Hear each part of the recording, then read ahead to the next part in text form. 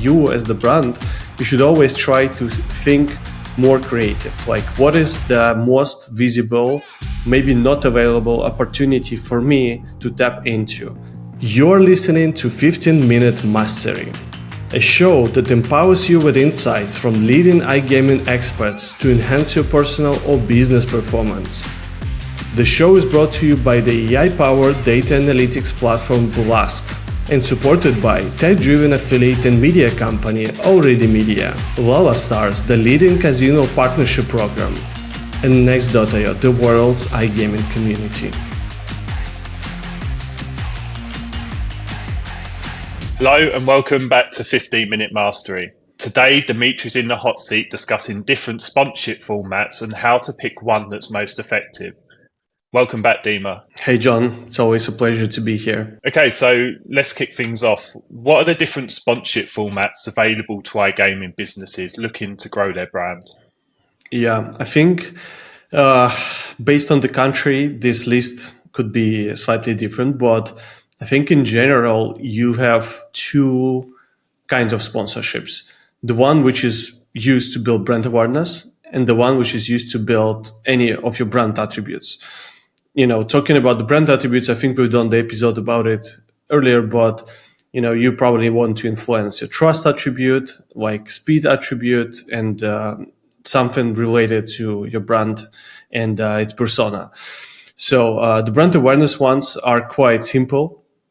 If you're talking about some of the world's biggest leagues, they mostly have LADs, right? So LAD as the format is a very unique and very useful format where you can use your brand message, your brand logo, some of your brand codes to be able to show it in front of the user.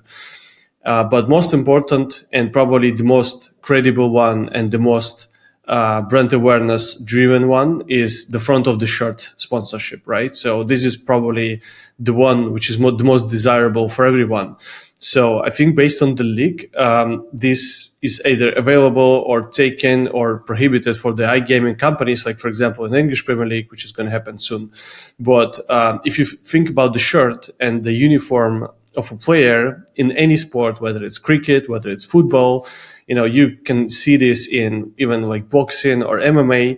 You have a space on the uniform somewhere, whether it is shorts, whether it is sleeve, whether it is front of the shirt, to be able to put your brand. So essentially, once it's visible on the TV screen via the live broadcast, or when someone bought a shirt and walking with it on the streets, you can clearly see the brand visible by anyone. So I think talking about the formats, there are two brand awareness ones and the ones which are building your brand attributes. Mm-hmm. Mm-hmm. And with all of these options available, how do you decide which sponsorship format fits the goals of your brand? Yeah, that's a good one. So you as the company, you obviously need to understand your strategy. And the marketing is pretty much the tool to be able to drive your business strategy. So if you're a new player in the new country, you just literally entered the market, you really need to build your brand attributes and trust, most importantly. So to do that, you want to endorse like a sportsman. You want to go and sponsor a local football team if, the football is the biggest sport of this country. So you want to clearly attach yourself and build the brand attributes, which is very similar to your brand and, the team you're sponsoring. If you as the company want to increase your market share, then you need to invest more into the brand awareness. But at the same time, to be able to utilize a certain set of assets or build a certain set of attributes, you still need to have someone, either athlete or a team, to be able to use it. Sometimes actually league sponsorship is a very great opportunity, which is allowing you to tap into both trust element. Pretty much most of the most important and crucial iGaming brand attributes, and at the same time build a massive brand awareness. Because if you think about the league and its name, they always use with the sponsors' names in it. So it's a very good one. You need to start with the business strategy, and then to be able to utilize a certain sponsorship opportunity to be able to drive your business results and the business strategy. Mm-hmm. And with all of these sponsorships available, are there any out there on the market that you look at that you know from experience are undervalued? Everyone obviously wants the sponsorship, but what other options might give them better bang for their buck? Yeah, so I think sleeve opportunity was underutilized a lot, and in some of the leagues, actually, sleeve is not even like a placement for the sponsorship. So I remember when Team Heat and their sportsbet.io sponsorship with Watford, if I'm not mistaken, they've done this like a Bitcoin sleeve as the part of the deal, which looked absolutely phenomenal. And it was that kind of a deal which put like a sleeve on the map of many iGaming companies back then. So I think the sleeve is underutilized, and if you think about the leagues where actually the upper chest, this part is available, is Hmm. actually an incredible opportunity to be always seen on the camera. If it's a photo shoot, if it's like a close focus of a player on the pitch, it's always seen like this, right? So if you have a brand put somewhere here, it's a great place. So I think this one is underutilized, and to be honest, it's not available in many leagues across the world. I think Brazil is one of these countries where you can pick that one. When it comes down to more niche sports, I think one I really like a lot is actually a body paint. So if you're looking at the Polish, absolutely crazy wrestling or boxing or even MMA organizations, they are allowing to paint on the athlete's body. So I think this one is really cool and is allowing you to really extract the value of your brand.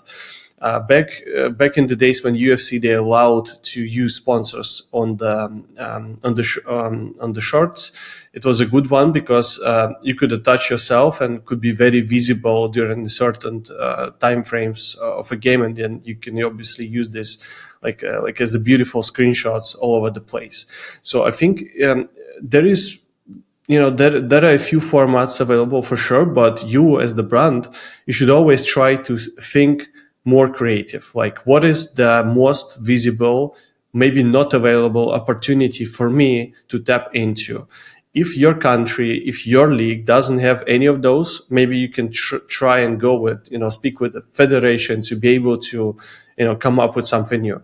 One very cool one, I remember Sergei Portnov, who was a mastermind of Party Match many years back.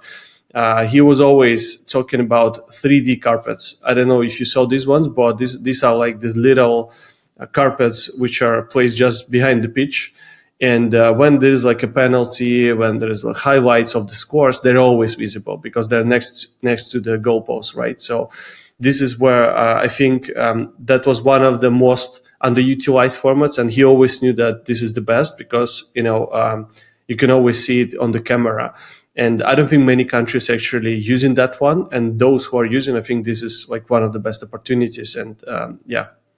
Hmm. So how do you begin to sort through all of these options and calculate in a measurable way whether a particular sponsorship format might be value for money before you begin? I think sometimes it's very hard to understand because if this is something like I mentioned, unique, and you're the first like company who is trying to understand the impact of it, it's going to be like a pure black box. Because if you like as an iGaming company is the first to show your brand in that particular spot, like whether it's LEDs or uniform, then you might be the one who is utilizing the access to the fresh audience the first, right? Because if you are the second, the third, the fifth operator who is doing the same placement all over again, this is where the audience might be burned out. And the problem is if the sports fans are if the casinos fans they switch from one brand to another quite a lot, sports fans they're more loyal. And to think about what am I as an operator able to give to a new sports fan or the existing sports fan to be able to switch him from Bet365 or any other major operators in the world, what is this, right? Showing him just a logo probably is not going to work, right? So if you're, as the company, advertising in the spot, which was previously badly utilized by other bookmakers, probably it's not going to work, right? So this is why I'm quite skeptical when I'm looking at case studies. I'm quite skeptical when I'm looking at, the CPM numbers, even though the reach could be massive. But if you're the fifth operator taking that spot, probably you're not going to convert and you're not going to build the brand awareness you want. So I think if you're talking about the way how to be able to forecast something, it's very tricky. And for one industry, this could be like a gem, but for the other, like as an iGaming, this could be a total burden. So I would be looking at obviously the reach is probably the most important one. What is the reach I'm going to take here? And second, I would have studied the history of all the previous sponsorships in that category, and trying to like discontinue the reach dramatically if I'm not the first in that category coming in. So then moving onwards from once you have activated the sponsorship and you've had some time to see the results, how do you measure the effectiveness of that particular campaign? Yeah, so I think we also discussed that previously, and you can rewatch like a full episode about it. But in short, you should be looking at your brand attributes, how they've changed before you've done a certain sponsorship, before you started like any advertising campaign, whether it's LEDs, whether it's like a team endorsement.